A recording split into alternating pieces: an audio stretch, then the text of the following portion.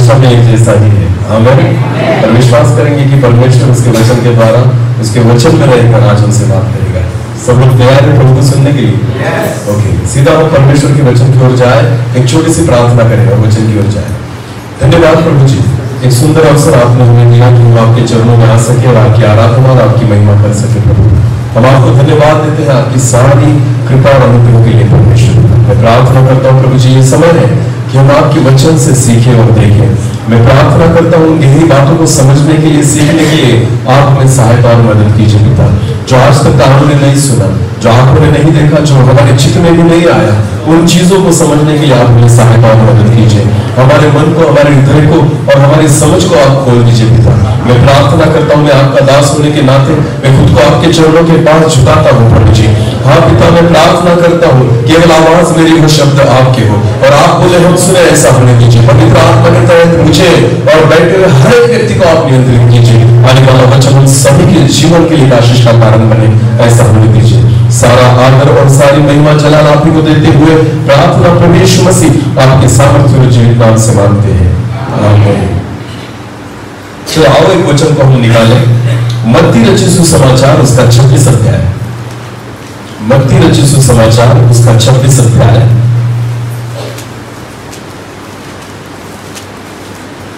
और हम वचन पढ़ेंगे 37 से लेकर आगे, 37 से लेकर आगे 37 ऑनवर्ड्स। हाँ, मत्ती रचित सुसमाचार उसका 26। हमने बहुत बार इस वचनों को सुना है। जब प्रभु यीशु मसीह आखिरी समय में जब प्रार्थना में था, एक बगीचे में था, गेतसेमनी की एक बाग में था, तब की ये घटना है।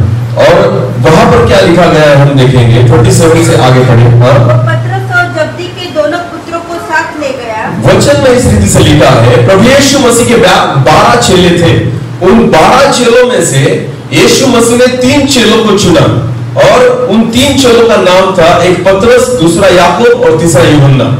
इन तीनों को प्रभु यीशु मसीह ने लिया और क्या कहा, फिर एक बार पढ़े। वो पतरस और जब्दी के दोनों पुत्रों को साथ ले गया। यीशु मसीह पतरस और जब्दी के दोनों लड़के यानी याकूब और यूहन्ना को साथ लेकर गया और उदास और व्याकुल होने लगा। और यीशु मसीह उदास और व्याकुल था क्योंकि उसको पता था कि ये उसकी आखिरी रात है और उसको पकड़ने के लिए जल्दी लोग आने वाले हैं। आगे तब उसने उनसे कहा, अभी वचन में इस रीति से लिखा है, तब प्रभु यीशु मसीह ने उन तीनों से कहा, मेरा जीव बहुत उदास है, मेरा जीव बहुत उदास हो रहा है, यहाँ तक कि मेरा प्राण निकला जा मेरा रहा है। प्राण निकला जा रहा है, इतना मैं व्याकुल हो रहा हूँ। तुम यहीं ठहरो और तुम यहीं पर ठहरो और मेरे साथ जागते रहो। और मेरे साथ जागते रहो। क्या कहा प्रभु यीशु मसीह ने उनको? मेरे साथ। हाँ, क्या लगता है आपको, बहुत बड़ी आज्ञा दी या बहुत छोटी आज्ञा दी? बहुत बड़ा काम सौंपा या छोटा काम सौंपा यीशु मसीह ने उनको? हाँ, हमारे नजर में क्या लगता है आपको कि तुम यहाँ पर बैठो और क्या करो? जागते रहो। बोलो क्या करो? कुछ नहीं, एक छोटा सा काम सौंपा था, एक छोटी सी जिम्मेदारी उनको कही, एक मन की इच्छा प्रभु यीशु मसीह ने उनको कही कि मैं चाहता हूं, मैं व्याकुल हो रहा हूं, मुझे प्रार्थना करनी है, मैं थोड़ा आगे जाकर प्रार्थना करता हूं, तुम एक काम करना, तुम तीनों यहां पर बैठो और जागते रहो। एक छोटा सा काम सौंपा था प्रभु यीशु मसीह ने हमारी नजर में, पर क्या हुआ आगे देखेंगे। हाँ, फिर वो थोड़ा और आगे बढ़कर मुंह के बल गिरा हाँ? और यह प्रार्थना की, हे मेरे पिता, यदि हो सके तो यह कटोरा मुझसे टल जाए, हाँ? तो भी जैसा मैं चाहता हूँ वैसा नहीं, परंतु जैसा तू चाहता है वैसा ही हो। यीशु मसीह ने थोड़ा आगे जाकर अपने आप खुद एक प्रार्थना की और प्रार्थना की पिता के पास कि हे प्रभु, अगर हो सकता है तो ये कटोरा मुझसे टल जाए। आगे फिर उसने चेलों के पास आकर अब वचन में इस रीति से लिखा है कि फिर क्या हुआ, प्रार्थना समाप्त होने के बाद यीशु मसीह उन तीनों के पास आया जिनको एक काम सौंपा गया था, जिनको एक जिम्मेदारी उसने कही थी कि जागते रहो। बोलो क्या करो? अभी ध्यान देकर सुने। जब यीशु मसीह वापस आया और इन तीनों को देखा, उन्हें सोते पाया, तो यीशु मसीह ने उनको क्या पाया? बोलो क्या पाया? बहुत बड़ा काम सौंपा था प्रभु यीशु मसीह ने, बहुत बड़ी अपेक्षा रखी थी उनसे। यीशु मसीह केवल चाहता था तुम यहां पर बैठो और जागते रहो, पर वो जागे नहीं। तो वो क्या कर रहे थे? अभी मेरी ओर देखना। जब यीशु मसीह पानी पर चला तो 12 चेले उस नाव में थे और उस नाव में से एक चेला जो यहां पर है उसका नाम है पतरस। क्या यीशु मसीह ने पतरस को कहा था तू पानी पर चल? बोलो मुझे, कहा था पानी पर चल? तो ये किसकी इच्छा थी? पतरस की खुद की इच्छा थी। ध्यान देकर सुनना, यीशु मसीह जब खुद पानी पर चल रहा था ना, उसने अपेक्षा नहीं की 12 चेलों से कि तुम भी मेरे समान पानी पर चलो, क्योंकि ये शायद बड़ा काम है, एक बड़ी जिम्मेदारी, बड़ा विश्वास चाहिए।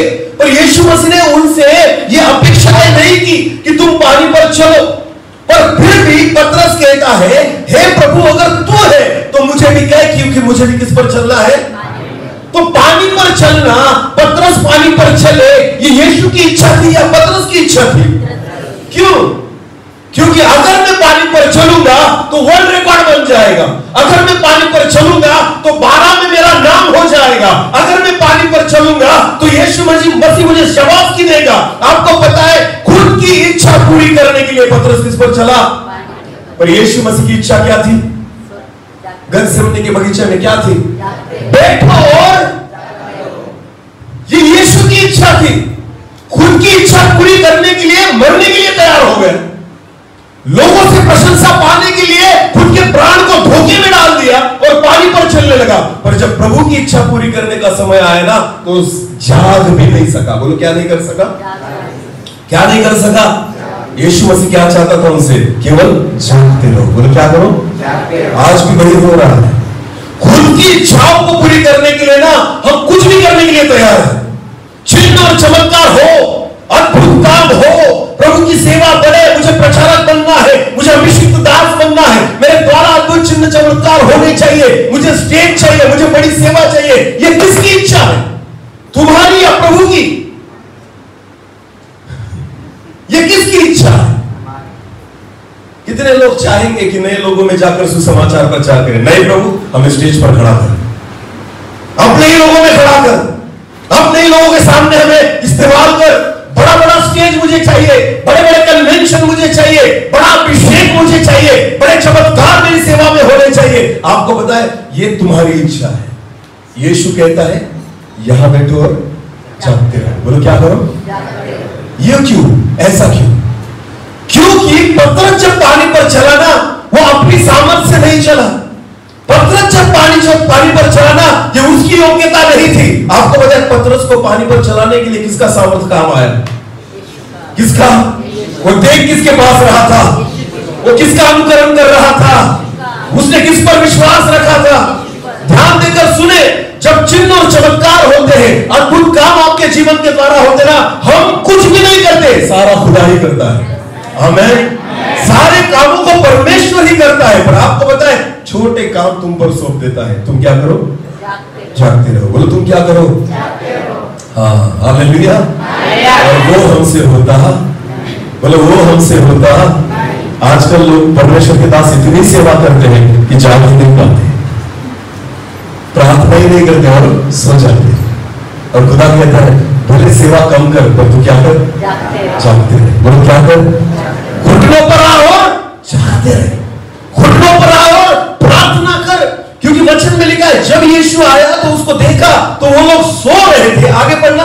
फिर उसने चेलों के पास आकर उन्हें सोते पाया और पतरस से कहा, क्या तुम मेरे साथ एक घड़ी भी न जाग सके? अरे 3.5 साल तक तुमने मेरे साथ सेवा की, 3.5 साल तक मेरे साथ घूमे, तुमने वचनों को सुना, सारी बातें की, पर मैं चाहता था, ये मेरी इच्छा थी कि तुम कुछ पल मेरे साथ क्या करो? जागो। बोलो, क्या करो? बहुत बड़ी अपेक्षाएं नहीं करता खुदा हमारे पास से, वो केवल चाहता है हम कुछ पलों के लिए उसके साथ जागते रहे। बोलो, क्या करें? उसकी उपस्थिति में कुछ समय हम बिताए, परमेश्वर चाहता है। खुदा को कुछ समय हम दे, ये परमेश्वर चाहता है। आज मैं देखता हूं, पतरस के समान बहुत सारे लोग अद्भुत चमत्कारों को कर रहे हैं जो आज तक किसी ने नहीं किया था। 12 चेलों में उसका नाम हो गया कि पानी पर कौन चला? पतरस। बोलो, पानी पर कौन चला?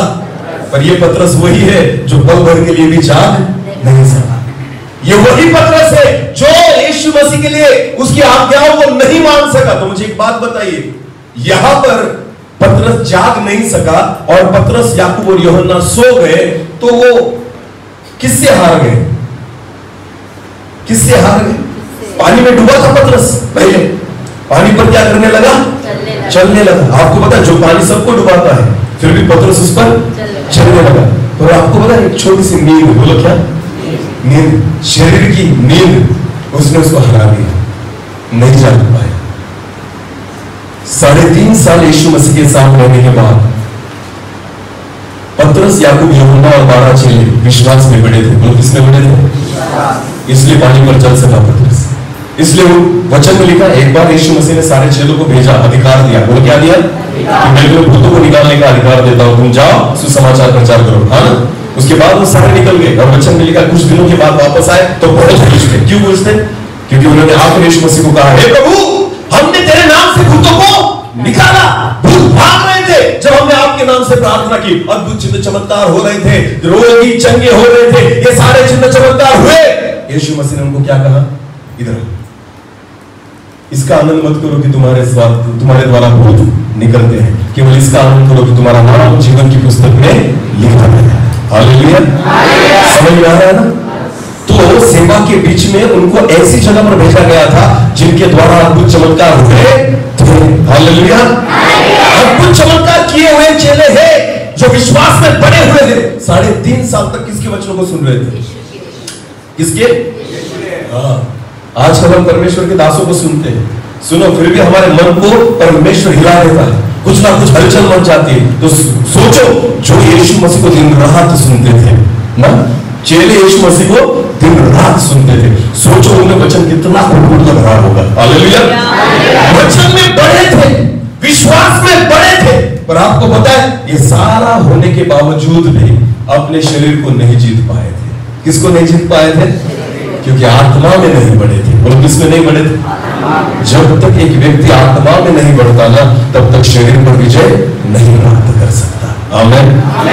ये लोग वो हैं जो अभी तक आत्मा से नहीं भरे थे, इसलिए वो सो रहे थे। वचन में लिखा है, पेंतिकुस्त के दिन जब उन चेलों पर पवित्र आत्मा उतर आई, आपको पता है उस दिन के बाद जो कलीसिया खड़ी हो गई ना, वो कलीसिया रात को सोने वाली कलीसिया नहीं थी, वो रात भर जागकर प्रार्थना करने वाली कलीसिया थी। हालेलुया। क्योंकि आत्मा ही है जो आपके देह पर आपको जय प्राप्त करवाना है। आमीन। जब तक एक व्यक्ति आत्मा में नहीं बढ़ता ना, आपको पता है छोटी छोटी बातें भी प्रभु की इच्छा के अनुसार नहीं कर पाओगे। ये जो सेवा हम करते हैं ना, हमें लगता है कि प्रभु करवा, बहुत बार हमारी इच्छा से हम करते हैं। बोलो किसकी इच्छा से? हाँ, हर बार प्रभु की इच्छा नहीं होती। प्रभु की इच्छा होती है तुम बैठो और क्या करो? जागते रहो। बोलो क्या करो? थोड़ा समय तो बिताओ। अरे घुटनों पर तो आओ। अगर मैं खुद को दास कहता हूं, प्रभु का सेवक कहता हूं ना, तो ये मेरी पहली जिम्मेदारी है कि परमेश्वर चाहता है जागते रहो और बैठो। आमीन। घुटनों पर आओ और बैठो, ये मेरी पहली जिम्मेदारी है। आमीन।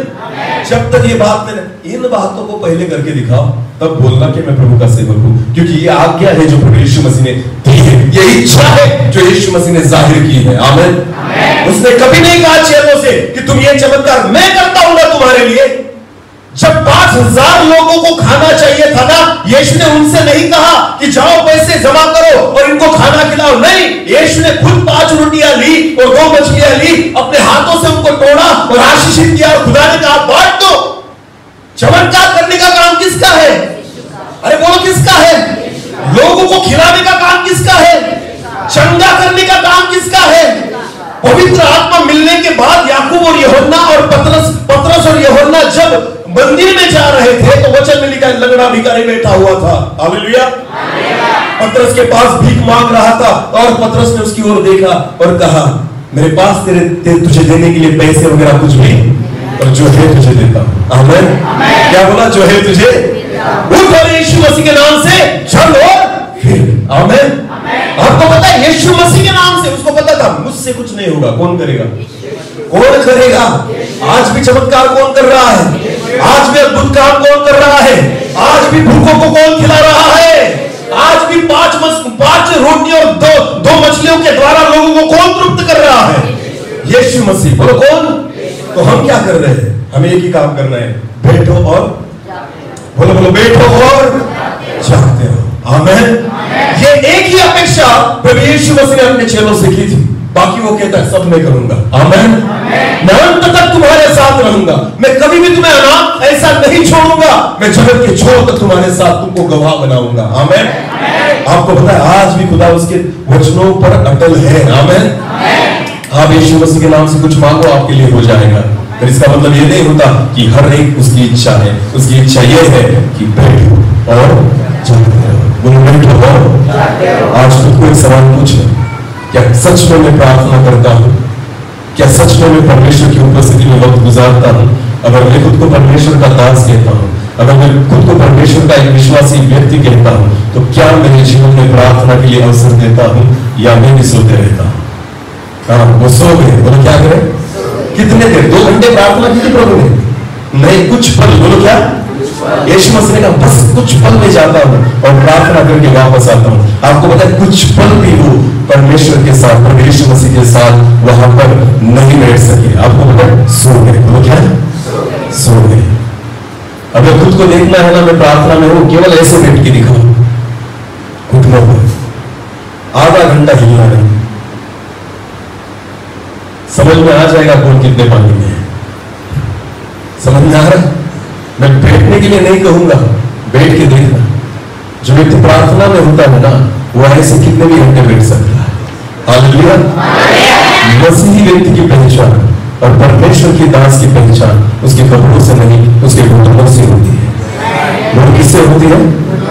आप कैसे भी कपड़े पहन लो, आप खुदा के सेवक नहीं बन सकते। आपके घुटने काले दिखने चाहिए, आपके घुटनों पर वो दाग दिखने चाहिए जो प्रार्थना के है। आमीन। जो बैठता और जागता है ना, खुदा उसके द्वारा उसके कामों को करता है। आमीन। अगर ये बात हम नहीं कर सकते ना, हम प्रभु के लिए कुछ भी नहीं कर सकते। ध्यान देकर सुने, फिर जो आप करोगे वो आपकी महिमा के लिए करोगे, और जब आप उसकी सुनोगे उसकी महिमा के लिए करोगे। हालेलुया। सबसे कठिन क्या था फिर पतरस के लिए? पानी पर चलना नहीं था, जागते रहना था। हालेलुया। समझ में आ रहा है? हाँ, सबसे कठिन सेवा नहीं है, सबसे कठिन जागते रहना है। सबसे कठिन भूतों को भगाना नहीं है, सबसे कठिन प्रार्थना करना है। समझ में आ रहा है? हाँ, एक वचन को पढ़े, मत्ती रचित सुसमाचार जो अब हमने पढ़ा, उसी में एक वचन है कि 26 और 41 वचन को पढ़ेंगे। 41 जब वे खा रहे थे, वहीं पर 26, मत्ती 26 41 41 जब जागते रहो, प्रार्थना करते रहो कि तुम परीक्षा में न पड़ो। आत्मा तो तैयार है, आत्मा तो तैयार है, परंतु शरीर दुर्बल है। शरीर क्या है? इसीलिए वो क्या कर रहे थे? बोलो क्या कर रहे थे? विश्वास से पानी पर चल गया है, पर जाग नहीं सका, क्योंकि शरीर क्या है? दुर्बल। बोलो शरीर क्या है? हालेलुया। तो हमें कौन हरा रहा है इन दिनों में? शरीर। बोलो कौन हरा रहा है? क्योंकि वो क्या है? दुर्बल। बोलो क्या है? दुर्बल। इसीलिए पौलुस कहता है वचन में, एक बहुत सुंदर वचन है। पौलुस कहता है पहले कुरिन्थियों उसका 9 अध्याय और 27 वचन।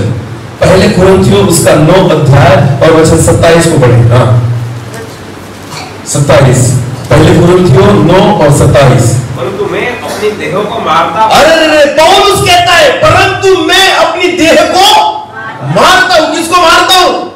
शैतान को नहीं मारता, मैं किसको मारता हूं? खुद की देह को मारता हूं। और वश में लाता हूं। और क्या करता हूं?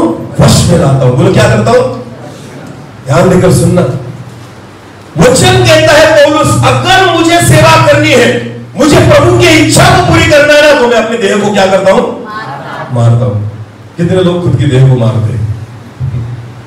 खुद की देह को मारना इसका मतलब क्या होता है? खुद की इच्छाओं को, बोलो खुद की इच्छाओं को। मैं आपको बताना चाहता हूं, क्रिकेट के शौकीन बहुत सारे हैं, है या नहीं?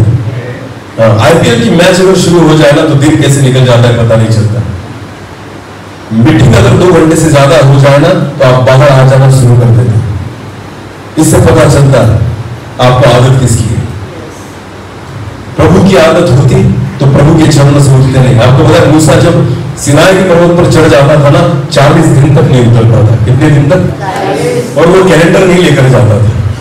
समझ में आ रहा है? मोबाइल फोन नहीं लेकर जाता था। मूसा ऐसे ही जाता था, ना खाना, ना पीना, ना बिस्किट की बोतल, कुछ भी नहीं। जैसे था मूसा डायरेक्टली वैसे सिनाई के पर्वत पर चढ़ता था। और आपको पता है कितने दिनों तक वहां पर रुकता था? 40 दिनों तक। बोलो कितने?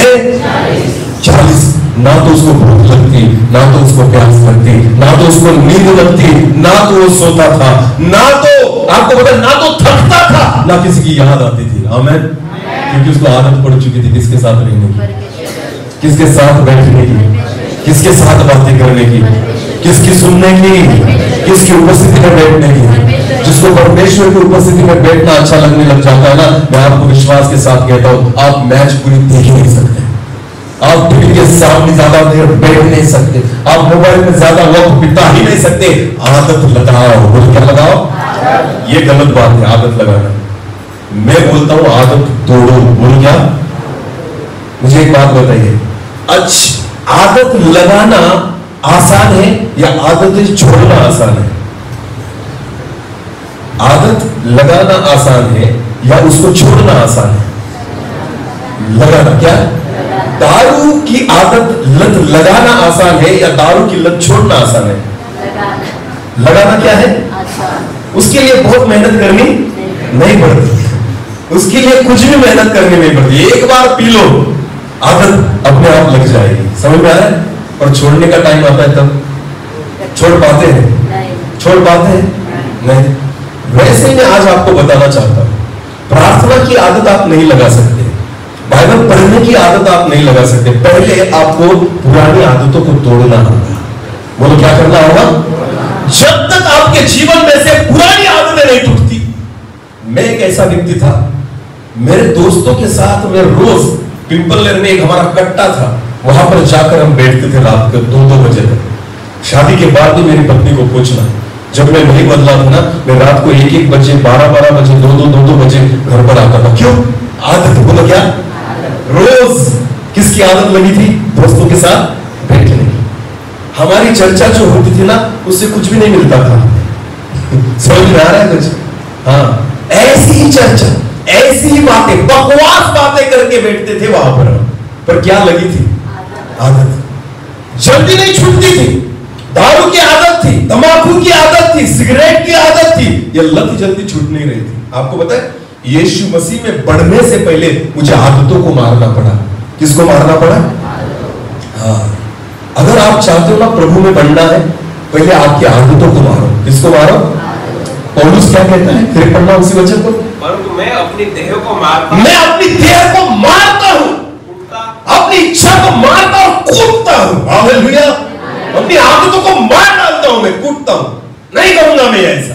समझ में आ रहा है? हमारी आदतें हमें प्रभु में बढ़ने नहीं देती। ये जो क्रिकेट की आदत है ना, हमें प्रभु में कभी बढ़ने नहीं देगी।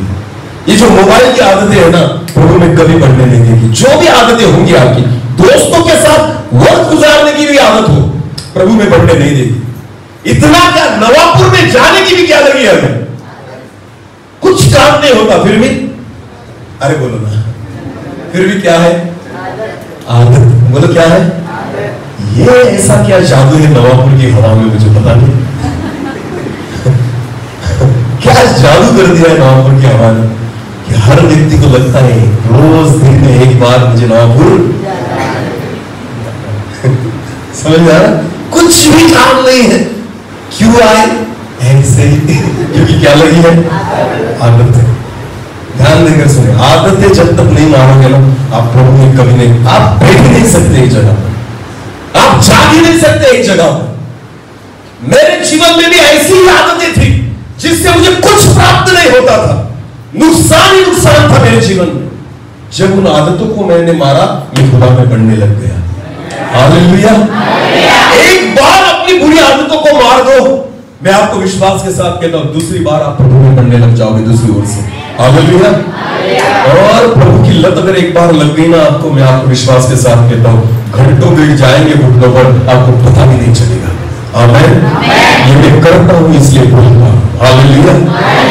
कल हमारे घर में 9:15 बजे हमारी जूम मीटिंग होती है हमारे पूना के विश्वासी लोगों के साथ, और कुछ इस एरिया से भी हमसे जुड़ते हैं। जब मैं घर पे होता हूं तो रोज रात 9:15 बजे हमारी एक जूम मीटिंग होती है जिसमें हम वचन से सीखते हैं। हालेलुया। तो कल हमारे पास दो विश्वासी जो नासिक में रहते हैं, वो पिपलर में आए थे तो हमें मिलने के लिए आए और उन्होंने सोचा कि लाइव मीटिंग करेंगे सर की। तो जब मैंने मीटिंग शुरू की उसके पहले वो आ गए और हमारे सामने बैठे और फिर मीटिंग शुरू की हमने। 10 बजे तक मीटिंग चली। कितने बजे तक? उसके बाद क्या हुआ, वो बैठे थे क्योंकि वो बहुत दिनों के बाद आए थे। मैंने उनको 10 मिनट दिए और मैंने उनके साथ चर्चा की, थोड़ी बातें की, उनको पूछा उनके सारे सुख दुख के बारे में। और उसके बाद मैंने मेरी पत्नी को कहा, इनके लिए चाय रखो, इनको चाय पिलाओ और थोड़ी देर उनके साथ बैठो, बातें करो, मैं जा रहा हूं प्रार्थना करने के लिए। क्यों? क्योंकि मुझे पता है आदत लग चुकी है। बोलो क्या लग चुकी है? अभी मेरा समय मेरा नहीं रहा, वो खुदा का हो चुका है। आमीन। मैं नहीं चाहता मेरा समय ना किसी भी ऐसी बातों में बीते जिसमें से मुझे कुछ नहीं मिलने वाला। समझ में आ रहा है? भले कितने भी नजदीकी लोग हो, भले वो कितने ही अच्छे दोस्त हो, पर अगर उससे आपका कोई लाभ नहीं होने वाला ना, उठ जाओ वहां से और बैठो खुदा के साथ। आमीन। क्योंकि उसके साथ बैठना आपको आशीषित करेगा, उसमें उसको वक्त देना 100% आपके जीवन को बदलेगा। हालेलुया। मारना पड़ेगा आदतों को। आमीन। वरना जाग नहीं पाओगे, सो जाओगे। मतलब क्या करोगे? आदत नहीं है बाइबल पढ़ने की, इसलिए क्या लगती है? नींद। मतलब क्या लगती है? टीवी देखते हुए नींद लगती है, मैच देखते हुए नींद लगती। मैंने देखा है कुछ लोगों को स्टेज पर भी IPL देखते हैं। मैं नाम नहीं लूंगा, मैंने ऐसे लोगों को देखा है। मैं बहुत सारी मीटिंग कर चुका हूं। हाँ, जो उसको क्या कहते हैं, लीड करने वाले लोग होते हैं ना, लोगों को गाना गाने के लिए बुलाते हैं वगैरह वगैरह, लीडिंग करने वाले, ऐसे लोगों को देखा है कि मोबाइल खिस्से में और IPL चालू है, आवाज नहीं, तो देखते रहते कितना स्कोर हुआ, कितना। अरे हो कहां पर तुम? परमेश्वर की उपस्थिति में, प्रभु की आराधना चल रही है, परमेश्वर की भक्ति चल रही है और तुम क्या देख रहे हो? Match, IPL। आदत है तुम्हें। बोलो क्या है? तुम प्रभु की इच्छा नहीं कर पाओगे। मारो उन आदतों को जो आदतें प्रभु का स्थान ले रही है, जो आदतें परमेश्वर के समय को चुरा रही है। अगर हमारे जीवन में ऐसी गंदी आदतें हैं, छोड़ दो। केवल दारू पीना गलत आदत नहीं है, केवल तंबाकू को खाना गलत आदत नहीं है। आपको पता है अपने वक्त को यूं ही बिताना भी गलत आदत है। दारू के समान वो भी आपको नाश करेगी। लोगों को लगता है कि मैंने गंदी आदतों को छोड़ दिया। कौन सी गंदी आदत है? दारू पीना, तंबाकू खाना, सिगरेट पीना। केवल इतनी गंदी आदतें नहीं है। जब आप बकवास बातों के लिए भी समय देते हो ना, वो सबसे गंदी आदत है। जब आप खुदा को छोड़कर मनुष्य को स्थान देते हो ना, वो भी गंदी आदत है। समझ में आ रहा है? यीशु मसीह कहता है चलो से बैठो और जागते रहो। बोलो बैठो और नहीं कर पाए, बस इतना सा काम कहा था, फिर भी नहीं कर पाए। आज खुदा हमसे बस इतना ही चाहता है, बस बैठो और जागते रहो। इतना भी करोगे ना, मैं विश्वास के साथ कहता हूं नवापुर पूरा तालुका बदल जाएगा। आमीन। हालेलुया। चारों दिशाओं में चर्च बन गए। नवापुर में कहा है?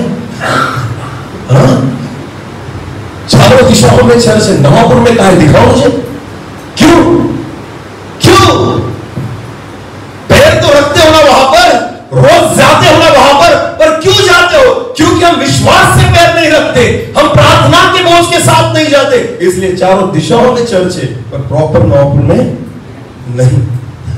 समझ में आ रहा है? कुछ ना कुछ तो कमी है ना हमारी सेवा में, हमारे विश्वास में। जैसा चलना चाहिए, जो प्रभु की इच्छा है, शायद हम उसको नहीं समझ पा रहे। खुदा चाहता है बैठो और क्या करो? चाहते हो। बोलो क्या करो? हमें लगता है बस इतना सा। अरे करके दिखाओ, करके दिखाओ तो मैं मानूंगा।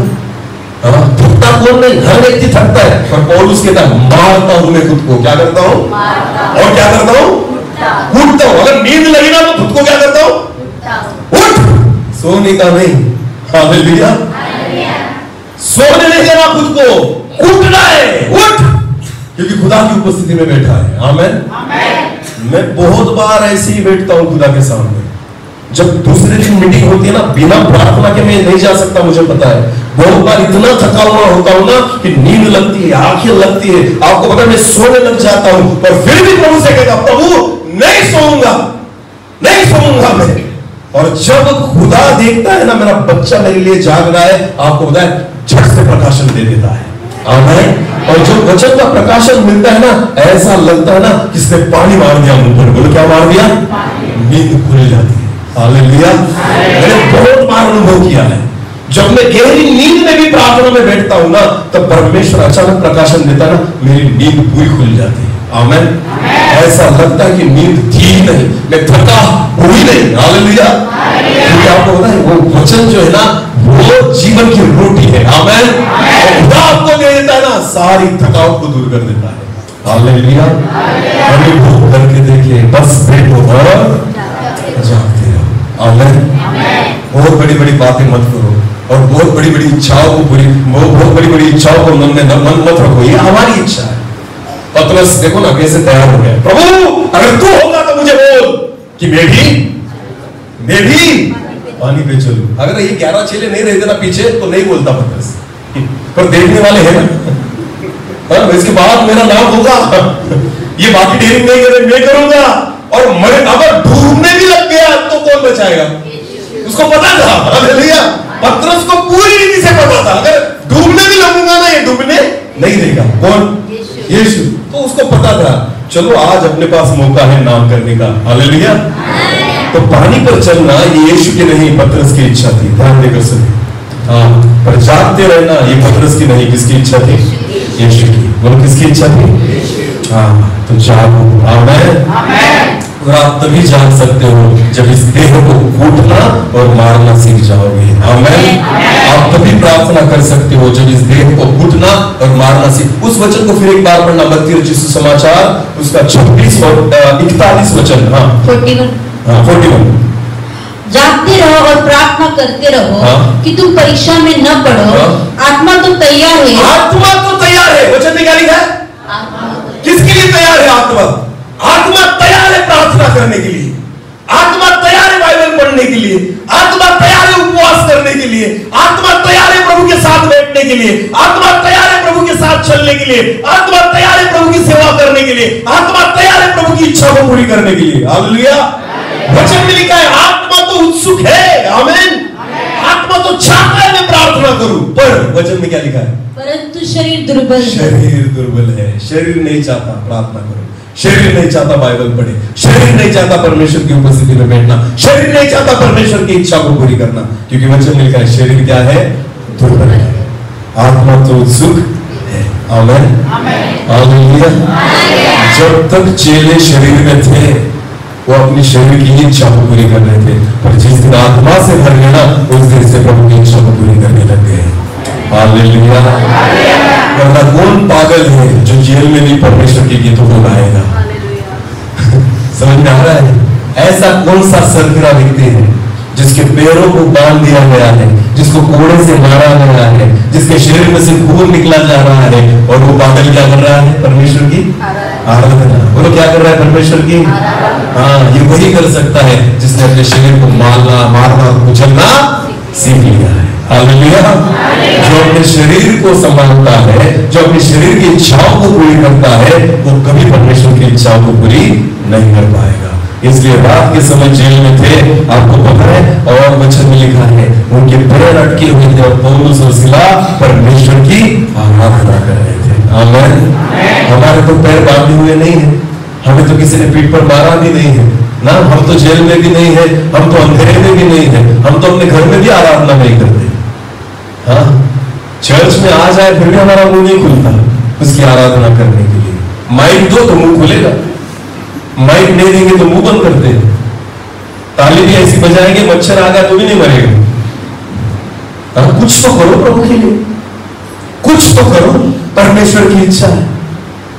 वो पौलुस और सिला को देखे कि रात के समय जेल में परमेश्वर की आराधना करते हैं, और हमें तो खुदा ने अच्छे घर दिए हैं, परमेश्वर ने हमें सारी आशीषों से नवाजा है, सारी चीजें हमारे पास उत्तम है, फिर आपको पता है नहीं कर पाते। आत्मा उत्सुक है पर देह दुर्बल है। बोलो देह क्या है? आत्मा चाहती है उपवास करे, बोलो क्या चाहती है? और देह क्या चाहता है? हाँ, देह क्या चाहता है? दिन में कितनी बार खाए? 3 बार। बोलो कैसे खाए? तब वाक्य करे, जब तक डकार ना आए तब तक खाए। अरे दिन का भी अभी पेट में है फिर भी रात को खाता है, पर खाए। ये किसकी इच्छा है? शरीर की। समझ में आ रहा है कुछ? उपवास नहीं होता ब्रदर, करेगा ही नहीं तू, क्योंकि तेरा देह क्या है? दुर्बल है, आत्मा उत्सुक है। उपवास प्रार्थना के दिन है ये। किसके दिन है? बहुत सारी कलीसियाओं में उपवास प्रार्थना शुरू है। मुझे भी बहुत सारी तारीख है। 3 दिन की उपवास मीटिंग होती है ना, रखते हैं पर करते नहीं। बहुत सारे विश्वासी ऐसे ही रखते हैं मीटिंग। कौन सी वो मीटिंग होती है?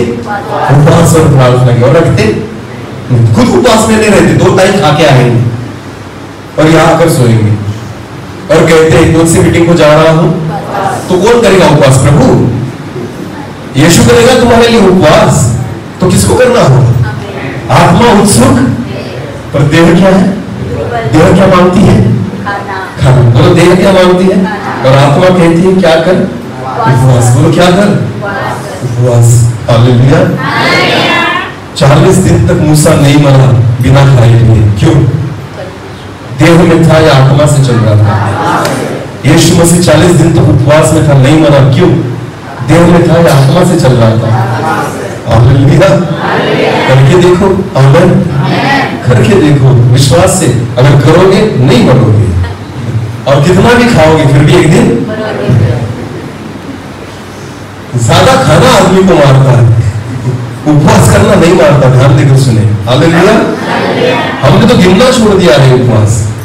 लोग 40 दिन गिनकर उपवास करते हैं, हम गिनना ही छोड़ दिया है हमने उपवास करना। क्यों गिनना है? जितना करोगे उतना फायदा है। हालेलुया। तो गिनने से क्या मतलब है? आमीन। जितना करो फायदा होगा। आपको पता है, गिन गिन कर मत करो, अभी दिन गिनने के नहीं रहे। हालेलुया। जब तक आता नहीं करते रहो। हालेलुया। और ये तभी संभव है जब आप देह को कूटोगे और मारोगे। बोलो कूटोगे और मारोगे। हालेलुया। बहुत गड़बड़ है हमारे देह में ना। सबसे अधिक हमारा दुश्मन अगर कोई है तो कौन है? शरीर। बोलो कौन है? और ये तब तक दुश्मन बना रहेगा जब तक आप उसकी इच्छा को पूरी करोगे। जिस दिन आत्मा की इच्छा को पूरी करने लग जाओगे ना, वो भी दोस्त बन जाएगा। शरीर भी क्या बन जाएगा? हाँ। जब तक आप उसकी इच्छा पूरी करोगे ना, मांगेगा, इच्छा पूरी करना बंद कर दो, आदतें उसकी भी छूट जाएगी। हालेलुया। आदतें उसकी भी छूट जाएगी। विश्वास के साथ कहता हूं, खुदा चाहता है शरीर को कूटो, मारो और प्रभु के लिए तैयार करो। हालेलुया। क्योंकि पौलुस कहता है, रोमियो की पत्री निकाले, रोमियो की पत्री उसका 7 अध्याय और वचन 19 को हम पढ़ेंगे। रोमियो उसका 7 और वचन 19। क्योंकि जिस अच्छे काम की मैं इच्छा करता हूँ वह तो नहीं करता, मैं नहीं करता, परंतु जिस बुराई की इच्छा नहीं करता वही क्या करता हूँ। क्या बोलता है वो? अच्छे काम की इच्छा करता हूँ पर नहीं करता। बुराई की इच्छा नहीं करता फिर भी करता हूँ। तो कौन करता है? शरीर। बोलो कौन करता है? आत्मा कहता है अच्छा कर, पर शरीर कहता है सो जा। आत्मा कहता है प्रार्थना कर, शरीर कहता है सो जा। समझ में आ रहा है कुछ? प्रार्थना करना ये इच्छा हमारे मन में है या नहीं? पर करते नहीं। हम भी चेलों के समान क्या करते हैं? सो जाते हैं। समझ में आ रहा है कुछ? मैं आपको एक सत्य घटना बताना चाहता हूँ, ध्यान देकर सुनो। मेरे ख्याल से 10 साल हो गए होंगे जब हमने सेवकाई को शुरू ही किया था। पिंपलर में एक नए पास्टर आए हमारे चर्च में, नहीं तो सेवकाई के लिए उस एरिया में आए थे, बाहर से आए थे, जवान थे जैसे हमारी उम्र के थे तब। और तब आए, फिर हम संगति में वो हमारे साथ रहने, वो बाइबल ट्रेनिंग करके आए थे, बीटीएच एमडीयू कुछ तो भी करके आए थे। तो फिर हमें आकर वचन सिखाते थे, यानी बोलते थे। उनको लगता था ये आजकल के बच्चे, इनको क्या पता। तो ये आकर हमें, ध्यान देकर सुने, आवाज आ रही है सबको? हाँ। वो हमें आकर सिखाते थे, फिर हम भी उनसे सीखते थे। एक दिन उन्होंने कहा, ब्रदर आज नाइट को नाइट प्रेयर करेंगे। बोलो क्या करेंगे?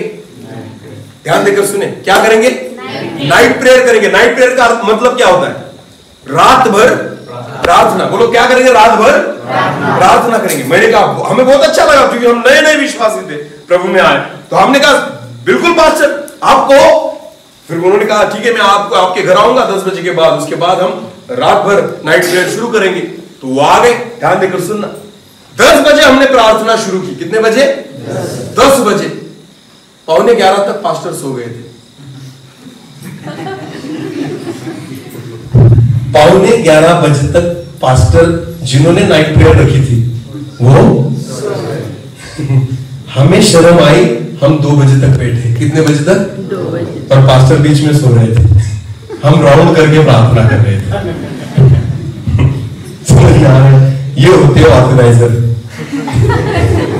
ये कौन होते हैं? आयोजक। बोलो क्या?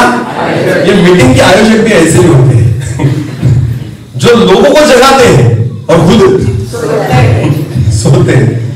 सारा आयोजन वही करेंगे, वक्ताओं को भी वही चुनेंगे, बुलाएंगे, सारा कुछ करेंगे और खुद बीच में सोएंगे।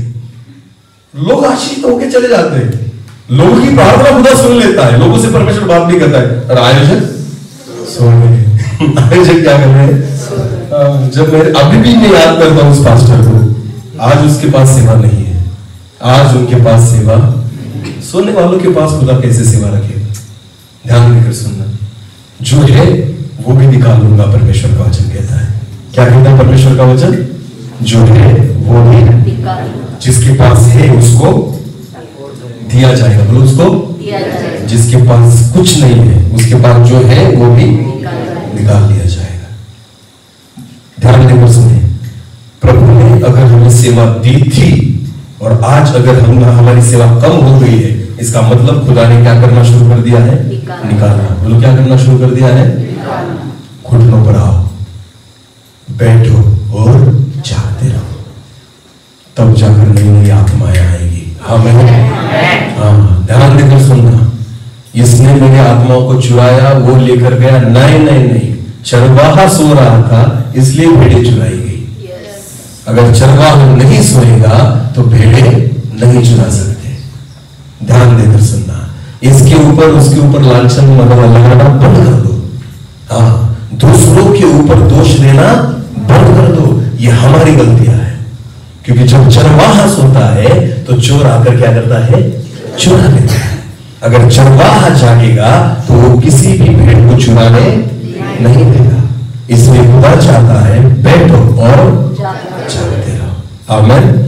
जब तक हम बैठेंगे नहीं, जागेंगे नहीं, सेवा नहीं कर पाएंगे। आपको पता है, अगर चाहते हो खुदा आपका इस्तेमाल करे, बहुत बड़ी बातों को छोड़ दो, केवल बैठना शुरू कर दो। आमीन। जो घुटनों पर आता है ना, खुदा उसको खड़ा करता है। हालेलुया। घुटनों पर नहीं बैठता वो किसी के सामने खड़ा भी नहीं हो सकता। आमीन। विश्वास करें, दाऊद घुटनों पर आने वाला व्यक्ति था, गोलियत के सामने जाकर खड़ा हो गया। दानियल घुटनों पर प्रार्थना करने वाला व्यक्ति था, नबूकदनेस्सर के सामने जाकर खड़ा हो गया। वचन में लिखा है, आपको पता है, पौलुस किसी से नहीं डरता था, पतरस किसी से नहीं डरा। क्यों? क्योंकि ये किसके सामने घुटनों पर बैठते थे। एलिया डरा कभी किसी से? एलिया डरा कभी किसी से? एलीशा डरा कभी किसी से नहीं। क्यों? क्योंकि जिसके सामने घुटनों पर आते हैं तो जगत में किसी से नहीं डरते। हालेलुया। इसलिए खुदा चाहता है बैठो और जागते रहो। क्यों 12 चेले भाग गए यीशु मसीह को पकड़ने के बाद? क्योंकि बैठे नहीं और जागे नहीं, इसलिए क्या किया? भाग गए। पतरस ने कितनी बार कहा मैं नहीं पहचानता, मैं नहीं पहचानता? कितनी बार? 3 बार इनकार किया। किसका? यीशु। क्यों? क्योंकि बैठा जागा नहीं। तो कितनी बार इनकार किया? पर जब पवित्र आत्मा से पतरस भर गया, उन्हीं यहूदी लोगों के सामने खड़ा हो गया और यीशु मसीह का सुसमाचार उसने प्रचार किया। वचन में लिखा है कितने लोग प्रभु में आए? 3000। पहली बार कितने आए? 3000 लोग। याजक उसके पास आते थे और धमकाते थे पतरस को। क्या कहते थे? इस नाम से बोलना बंद कर दे। क्या करते थे? इस नाम से बोलना, यीशु के नाम से प्रचार करना पतरस बंद कर दे। पतरस क्या कहता है उनको?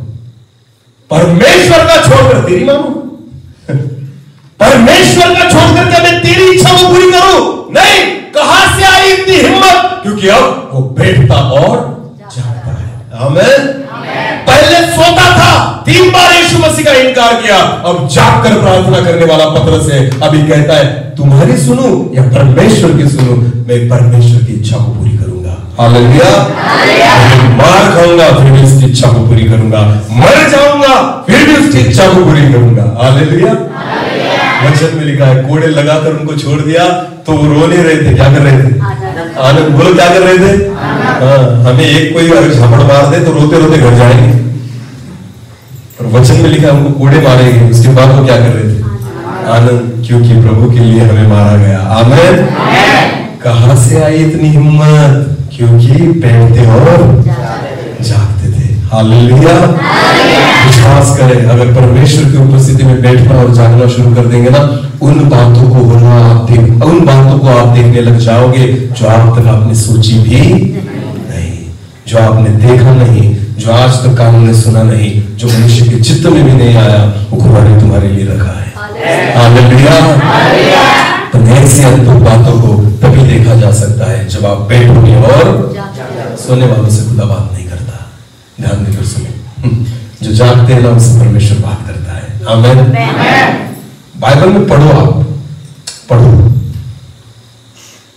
कौन से नबी से परमेश्वर ने नींद में बात की, कौन से भविष्यवक्ता से परमेश्वर ने नींद में बात की? नहीं। नबूकदनेस्सर को नींद में सपना आया, डर गया था। क्या हो गया? खुदा नींद में डराता है, वो क्या करता है? पर जो जागते रहते हैं ना उनको सामर्थ्य देता है। हालेलुया। एलिया परमेश्वर के दर्शन को अपनी खुली आंखों से देखता था, एलीशा खुली आंखों से देखता था, शमूएल ने खुली आंखों से खुदा को सुना। आमीन। मूसा अपनी खुली आंखों से परमेश्वर के साथ बात करता था। सोने वालों से परमेश्वर बात नहीं करता। ध्यान देकर सुनना, हमारे पिंपलगढ़ में एक परिवार है, अभी वो हम मिलते नहीं ज्यादा क्योंकि मेरे पास इतना वक्त नहीं रहता। जब कभी भी मिलो उनका एक ही रहेगा, मुझे परमेश्वर ने सपने में ऐसा दिखाया। कभी भी मिलो, दोनों पति पत्नी का एक ही डायलॉग, क्या? आज सपने में मुझे ऐसा दिखा, प्रभु ने मुझे ऐसा दिखा। मैं सोचता था, मैंने एक बार मेरी पत्नी को बोला, ये लोग दूसरा कुछ काम करते ही नहीं सोने से अलावा, इतना क्यों सोते हैं कि रोज सपने में ही देखते हैं? अरे कभी खुली आंखों से भी देखो दर्शन। इससे केवल एक बात पता चलती है, ये ज्यादा जागते दिन में भी रात को भी तो सपने ही देखोगे। और कोई भी सपना देखा तो किसने दिखाया? वो जो जागे हैं उनको नहीं दिखा रहा खुदा, और सो रहे हो तुम खा पी कर तुमको दिखाए। समझ में आ रहा है कुछ? हाँ, उपवास और प्रार्थना करके देखो, आपको नींद लगेगी नहीं, और 2 टाइम खा के बैठो आप, फिर आपको नींद लगेगी। हालेलुया। हाँ, उपवास प्रार्थना इसलिए की जाती है कि हम जागते रहे। आमीन। हाँ, और जागने वालों से खुदा बात करता है। हालेलुया। इसलिए परमेश्वर आज आपसे और हमसे कह रहा है, बैठो और बैठो और जागते रहो। आप कोई भी, ये सारे लोगों के लिए है। आमीन। खुद यीशु मसीह वही करता था ना, तो हम किस झाड़ की पत्ती है? समझ में आ रहा है? हाँ, हम कितने भी अभिषिक्त तो हो गए और कितनी भी बड़ी सेवा को लेकर चल, यीशु मसीह से आगे तो नहीं जा सकते ना। जाओगे? अगर मेरा प्रभु अगर रात भर घुटने टेकता है तो हम किस खेत की पत्ती है, किस खेत की मूली है? हमें तो करना होगा ना। अगर यीशु मसीह 40 दिन उपवास करता है तो हम क्यों नहीं करते? अगर यीशु मसीह रात रात भर जागता है, भोर को जल्दी उठता है, घुटनों पर आता है, पिता के साथ बात करता है, परमेश्वर के साथ वक्त को गुजारता है, अगर वो करता है तो हम क्यों नहीं करते? अगर उसको जरूरत थी तो हमें भी। पतरस कहां से सीखा प्रार्थना करना? यीशु को देखकर। यूहन्ना किससे सीखा? यीशु को देखकर। चेले किससे सीखे? हाँ, सारी बहनें जो यीशु मसीह के साथ थी ना, वो किससे सीखी प्रार्थना करना? यीशु को देखकर। इसलिए यीशु मसीह उठा लिया गया, फिर भी वो क्या कर रहे थे? खोली में प्रार्थना। हालेलुया। उनको पता था हमारा गुरु वैसे ही करता था, तो हमें भी वैसे ही करना। हम किसके चेले हैं? यीशु के। तो हमें भी क्या करना होगा? कैसे? सोकर तो जागकर। आमीन। और हम अगर 3 टाइम खाकर सो रहे हैं तो किसके चेले हैं? अरे बोलो, बोलते तो हो कि मैं मसीह हूं, तो दिखता नहीं, लगता नहीं। समझ में आ रहा है? तो दिखना भी चाहिए और लगना भी चाहिए। हालेलुया। और जिनके जीवन में दिखता भी नहीं और लगता भी नहीं और कहते हैं कि मैं क्या हूं? मसीह। बोलो मैं क्या हूं? मसीही लोग चेहरे से नहीं, कपड़ों से नहीं, घुटनों से पहचाने जाते हैं। हालेलुया। समझ में आ रहा है कुछ? विश्वास करें। हाँ, ये वही दिन है। आखिरी बार उस वचन को पढ़ेंगे, मत्ती रचित सुसमाचार उसका 26 अध्याय और 41 वचन को हम पढ़ेंगे। जागते रहो, ध्यान देकर सुनना, जागते रहो। क्यों कहता है यीशु जागते रहो और प्रार्थना करते रहो, प्रार्थना करते रहो कि तुम परीक्षा में न पड़ो। मेरा कुछ नहीं जाता, यीशु मसीह कहता है तुम परीक्षा में न पड़ो, इसलिए क्या करो, जागते रहो और प्रार्थना करो। मेरे लिए नहीं, खुद के लिए। हालेलुया। ये मेरी जिम्मेदारी है खुद को बचाना। आमीन। समझ में आ रहा है कुछ? हाँ, हमारे पंतप्रधान मोदी साहब ने एक वाक्य है उनका, मेरा देश मेरी जिम्मेदारी। समझ में आ रहा है? यानी ये अगर देश मेरा है ना, तो देश को स्वच्छ रखने की जिम्मेदारी किसकी है? हमारी। मेरा देश मेरी जिम्मेदारी। वैसे ही मेरा शरीर मेरी जिम्मेदारी, मेरा जीवन, मेरा आत्मा, मेरा आत्मिक जीवन मेरी जिम्मेदारी। हालेलुया। तुम्हारा आत्मिक जीवन दूसरों पर निर्भर नहीं होना चाहिए। हालेलुया। कितने दिनों तक दूसरों का सुन कर ही खुद का पेट भरोगे? समझ में आ रहा है? कभी कभी खुद भी बनाओ और खाओ। हालेलुया। समझ में आ रहा है कुछ? हाँ, होटल का खाते ज्यादा, होटल का ज्यादा खाना अच्छा लगता है? नहीं। घर का जो खाना है वो घर का ही होता है। हालेलुया। बहुत सारे लोगों को है ना, मसीह लोगों को होटल के खाने की आदत पड़ गई है। इसका मतलब क्या है? हमें ना बना बनाया चाहिए। यूट्यूब पर निकालेंगे, इसको देखेंगे, उसको सुनेंगे, दिन भर सुनते रहते, बदल दे खुद बाइबल को पढ़ेंगे, निकालेंगे, उनको पता भी नहीं मत्ती कहां पर है, लूका कहां पर है और जकरिया है या नहीं। योएल नाम की कोई पुस्तक है या नहीं, बाकी लोगों को पता भी नहीं, वो केवल सुनते हैं और देखते हैं। समझ में आ रहा है कुछ? कभी खुद भी बाइबल को पढ़ो, कभी खुद भी आपको पता है इन दिनों में बहुत सारे प्रचारक है यूट्यूब पर कैसे समझ पाओगे कि उसमें से झूठा कौन और सच्चा कौन? जब आप खुद वचन में रहोगे तब जान पाओगे। अगर आप खुद नहीं पढ़ोगे ना, तो आपको पता नहीं चलेगा कौन सच्चा सिखा रहा है या कौन झूठा भविष्य होता है। उसको परखने के लिए वचन हमारे अंदर होना चाहिए। हालेलुया। जब खुद बाइबल को पढ़ोगे तब पहचान पाओगे कि कौन झूठा और कौन सच्चा है। क्योंकि इन दिनों में शैतान की सबसे बड़ी चाल यही है कि विश्वासी लोगों को झूठे प्रचार के द्वारा फंसाए। समझ में आ रहा है? मैं किसी का नाम नहीं लेता और किसी को दोष नहीं लगाता, ये तुम्हें ढूंढना है, ये तुम्हें ढूंढना है कि कौन सच्चा प्रचारक है और कौन झूठा प्रचारक है। पर कब कैसे ढूंढ पाओगे? जब तुम्हारे पास क्या होगा, तुम किस में रहोगे, तुम खुद क्या पढ़ोगे। वचन में लिखा है पौलुस एक जगह पर सेवा कर रहा था, उस जगह के लोग बहुत अद्भुत थे कि वो दिन भर वचनों को सुनते थे और रात को घर जाकर देखते थे ऐसे ही था क्या नहीं। वचन में जाकर ढूंढते थे कि इसने जो प्रचार किया है या नहीं। हालेलुया। सुनकर विश्वास नहीं करते थे, वो खुद ढूंढकर विश्वास करते थे। हालेलुया। मैं आपको बताना चाहता हूं कितने लोग ऐसे हैं जो यूट्यूब पर वचन सुनते हैं और बाइबल लेकर बैठते हैं, बिना बाइबल के सुनते हो, है या नहीं ये वचन पता भी नहीं। हाँ होगा क्योंकि वो बोल रहा है, वैसे ही होगा क्योंकि इतना बड़ा प्रचारक बोल। नहीं, प्रचारक कोई भी हो, मैं हूं, कोई भी हो, वचन से देखो। आमीन। कि मैं जो प्रचार करता हूं वचन में है या नहीं, नहीं है वो झूठा प्रचारक है, और है तो वो प्रभु की ओर से है। आमीन। क्योंकि प्रभु कभी वचन से बाहर बात नहीं करता, वो वचन में रहकर ही बात करेगा। हालेलुया। तो ये हमें करना होगा। आमीन। तुम परीक्षा में न पड़ो इसलिए जागते रहो और प्रार्थना करो। ये तुम्हारे लिए आवश्यक है, ये मेरे लिए आवश्यक है। मैं किसी को जगह दे नहीं रख सकता, ये आपकी जिम्मेदारी है। आमीन। समझ में आ रहा है कुछ? खुद को जागते रखना ये हमारी खुद की जिम्मेदारी है। खुद की रक्षा करना खुद की जिम्मेदारी है। खुद के आत्मिक जीवन को संभालना ये खुद की जिम्मेदारी है, दूसरों पर निर्भर न रहे। हालेलुया। मेरा जीवन मेरी जिम्मेदारी।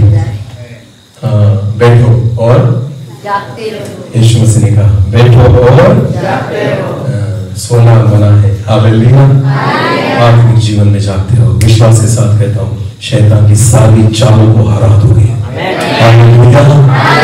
प्रभु चाहता है कि इन दिनों में हम जागने वाली कलीसिया बन जाए, हम खुद को पढ़ने वाली कलीसिया बन जाए, हम प्रार्थना करने वाली कलीसिया बन जाए, शैतान को सताने वाली कलीसिया बन जाए। हालेलुया। कितने दिनों तक उसके द्वारा सताव सहन करोगे? अब वक्त आ गया कि हम उसको सताएं। हालेलुया। ऐसा कभी कोई विचार ही नहीं करता। हर व्यक्ति का विचार क्या है बताएगा? हाँ नहीं ना, अंत के दिनों में सताव होगा, सताव होगा। अरे प्रभु ने ये भी कहा है, मैंने उसके सिर को वो कुचल दिया है। इसका मतलब क्या होता है? सताने का अधिकार उसका ही नहीं है, तुम भी सता सकते हो। हालेलुया, क्योंकि हमें भी अधिकार दिया है। तो शैतान को सताओ, उसको भी तकलीफ होनी चाहिए, ऐसी प्रार्थना करो। आमीन, कि वो खुद टेंशन में आ जाए, समझ में आ रहा है? उसकी नींद हराम हो जाए, ऐसी प्रार्थना कलीसिया को करने की जरूरत है। आमीन। अरे पतरस को तो मैंने जेल में डाल दिया, पर छुड़ाया किसने? कलीसिया क्या कर रही थी? अब तो शैतान टेंशन में आया हुआ नहीं, कल मरने वाला था, ये प्रभु ने आपको ही क्या कर दिया? तो रात भर उसकी नींद हराम हो गई। किसकी? शैतान की, क्योंकि परमेश्वर ने उसको आधी रात में छुड़ा दिया। आमीन। कलीसिया क्या कर रही है? ऐसी कलीसिया बन जाओ कि शैतान को तकलीफ देने वाली कलीसिया, हालेलुया, शैतान को सताने वाली कलीसिया। समझ में आ रहा है? हाँ, प्रभु की इच्छा है, बैठो और जागते रहो। अगर ऐसा करोगे तो प्रभु की महिमा को देखोगे। अपनी आंखों को बंद करें, इस समय हम प्रार्थना में जाए। हर एक व्यक्ति अपनी आंखों को बंद करे और प्रार्थना में जाए। धन्यवाद पिता, आपके जीवित वचन के द्वारा आज आपने हमसे बात की है। हाँ प्रभु, आप चाहते हो कि हम आपकी उपस्थिति में बैठे, आप चाहते हो कि हम बैठे और जागते रहे, हम प्रार्थना करें, बस इतनी अपेक्षा है हमारे जीवन में। हाँ प्रभु, हम आपकी इच्छा को पूरी करने वाले हैं, ऐसा होने दीजिए। हमें एक छोटा सा कोरस है,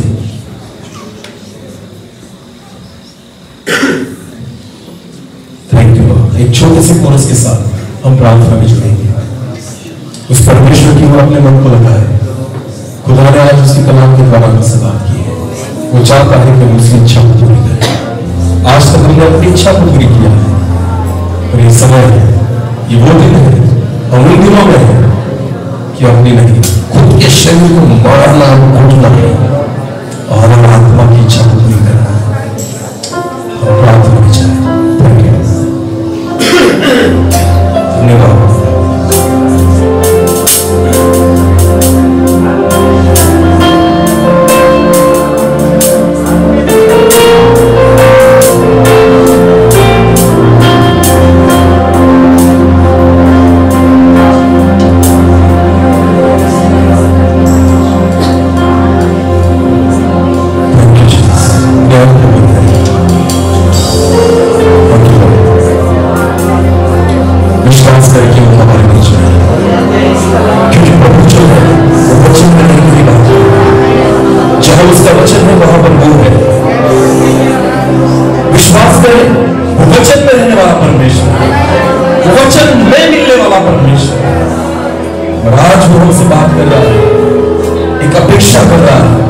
उसकी इच्छा है कि हम उसकी इच्छा को पूरी करें। थैंक यू लॉर्ड, धन्यवाद।